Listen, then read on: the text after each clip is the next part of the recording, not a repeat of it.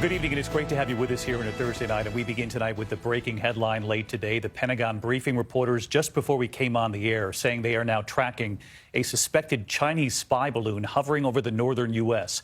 It was spotted over Montana and other northern states. Montana, of course, home to several sensitive nuclear sites.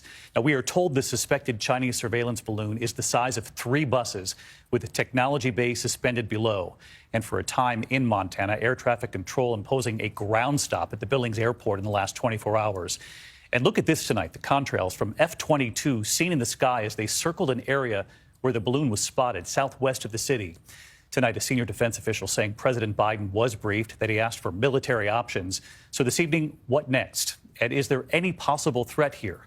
ABC's Terry Moran leading us off from the White House tonight. Tonight, a senior defense official says authorities are tracking a giant Chinese spy balloon that has been hovering over the northern U.S. for several days. This thing is up in the sky, and I have no idea what it is.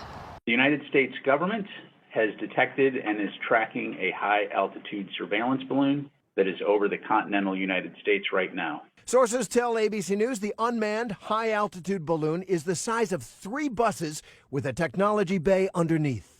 Officials say President Biden asked for military options but decided to follow the recommendation of senior military leaders not to shoot the balloon down due to safety risks for people on the ground. That balloon spotted over Montana, forcing a temporary ground stop Wednesday at the airport in Billings. That ground stop covering a 50-mile radius. No flights, including commercial air traffic, were allowed to land or take off for at least an hour. Montana is home to several sensitive nuclear weapon sites. The U.S. moved quickly to shield them. Once the balloon was detected, the U.S. government acted immediately to protect against the collection of sensitive information.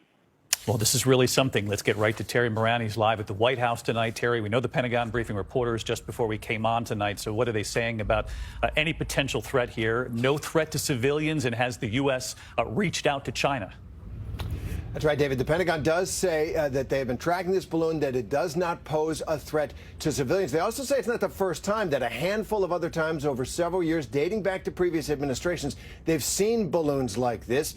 They say they do not think it poses an intelligence risk, and they have communicated to China that this cannot continue. David? Still unsettling. Terry Moran leading us off tonight. Terry, thank you.